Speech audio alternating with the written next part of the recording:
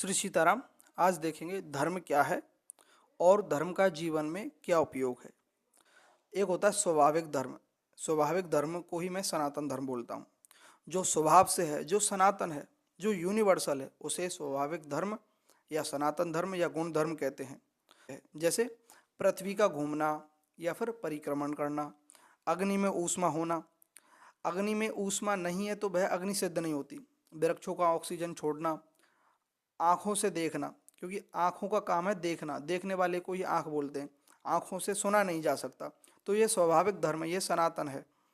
पानी का तरल रहना, पानी तरल ही रहेगा, वह सनातन। अगर वह उसको ज़्यादा हीट कर देते हैं, गर्म कर देते हैं, तो वह बाष्प बन जाता है, भाप बन जाता है। और उसे ज़्यादा ठंडा कर देते हैं 0 डिग्री पर, तो वह बर्फ़ बन जाता है। तो बर्फ़ का जमना यह उसका स्वाभाविक गुण है। जब पानी जम जाता है तभी उसे बर्फ़ बोलते हैं। ये सब सनातन धर्म है। इसे मानने से कोई भी व्यक्ति मना नहीं कर सकता, चाहे वह आस्तिक हो या नास्तिक हो या वास्तविक हो या फिर अन्य धर्म का हो, कोई भी हो, वह मानने से इस धर्म को इनकार नहीं कर सकता। ये सनातन है, ये सभी पे लागू होता है। इसका कभी भी लोप नहीं हो सकता। सनातन धर्म का कभी लोप नहीं होता है। ये धर्म हमेशा से है। इसमें अधर्म होने को अनर्थ कहते हैं और अधर्म हो नहीं सकता। अनी जो है एक साथ शीतल हो जाए तो अनर्थ हो जाएगा, ये अधर्म है। तो इसलिए ये कभी भी हो नहीं सकता, इनका लोप नहीं हो सकता। ये है, ये तो है। अगर अग्नि है तो वह ऊष्मा ही देगी। तो ये तो हो गया स्वाभाविक धर्म, जो सनातन धर्म है। ठीक है, ये स्वभाव से है, जो है हमेशा, जो वास्तव में है, वह सनातन धर्म है। अब आते हैं हम सांस्कृतिक धर्म या फिर सभ्यता का धर्म। जैसे कि बेहद कर्म या किसी सभ्यता या संस्कृति द्वारा अपनाए गए नियम। जैसे हमारी भारतीय संस्कृति है, भारतीय सभ्यता है, तो हमारी सभ्यता में, हमारी भारतीय ग्रंथों में जो अपनाया गया है, उससे हम सांस्कृतिक धर्म बोल सकते हैं। जो शास्त्रों में वर्णित कर्म हैं या नियम है, जो मानव को करने योग्य हैं, उन्हें विहित कर्म कहते हैं। विहित कर्मों के समूह को मानना ही एक प्रकार से एक सभ्यता या संस्कृति का धर्म होता है, हमारा धर्म होता है। जैसे कि धार्यति इति धर्मः, जो धारण करने योग्य है। जैसे दान, तप, दया, भक्ति, संस्कार, आदर सत्कार, अच्छे गुण, आचरण, परहित, सत्य इत्यादि ये धारण करने योग्य हैं। ये स्वभाव कर्म नहीं होते, स्वाभाविक कर्म नहीं होते। जैसे कि सुबह उठ करके पूजा वंदन इत्यादि करना, ये स्वाभाविक नहीं है, स्वभाव से नहीं। अगर इन्हें कोई नहीं भी करे, जैसे अन्य धर्म के लोग हैं, वे पूजा वंदन इत्यादि नहीं करते हैं। सांस्कृतिक धर्म है, अपनी अपनी संस्कृति के हिसाब से है। ये सनातन नहीं है। ये जो बेहद कर्म है या फिर ये जो सांस्कृतिक धर्म है जो हम मानते हैं, ये सनातन नहीं है, हमेशा से नहीं है, यूनिवर्सल नहीं है, हर कोई नहीं मानता इसे। ठीक है, बेहद कर्मों को जो हमारे शास्त्रों में है, हर कोई थोड़ी मानता है, तो ये सनातन नहीं है। किसी अन्य संस्कृति या सभ्यता के ग्रंथों में वर्णित कर्म या नियम उस संस्कृति का धर्म होता है।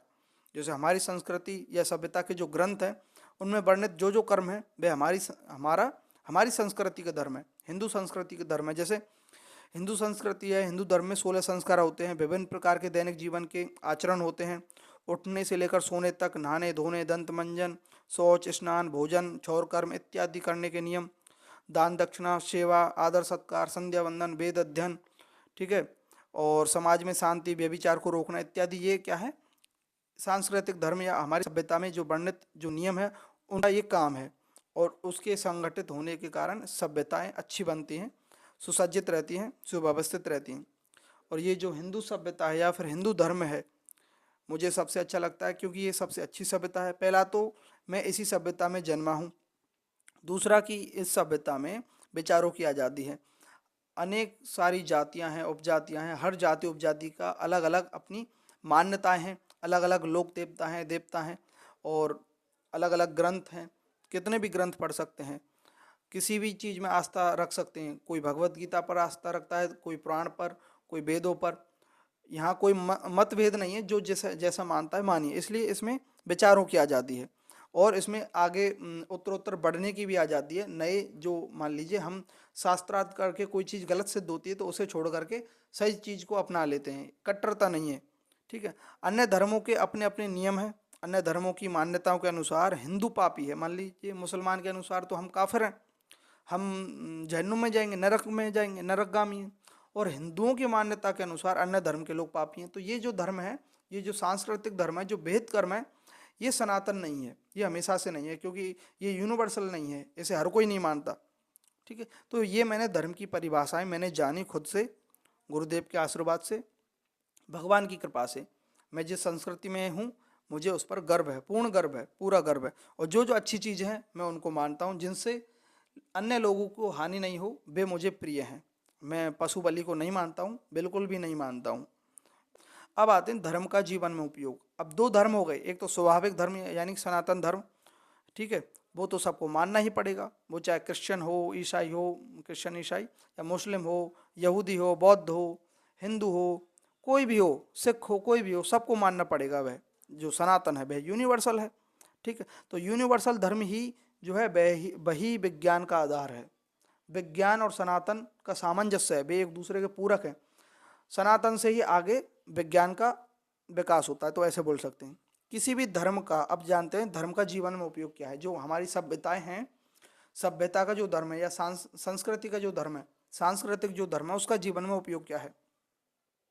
किसी भी धर्म का उस धर्म के व्यक्ति के जीवन में महत्वपूर्ण उपयोग होता है। जैसे मैं हिंदू हूँ तो हिंदू धर्म का मेरे जीवन में उपयोग है, कोई अन्य धर्म का है तो उसका उसके धर्म का उसके जीवन में उपयोग है, मुस्लिम का मुस्लिम के जीवन में उपयोग है।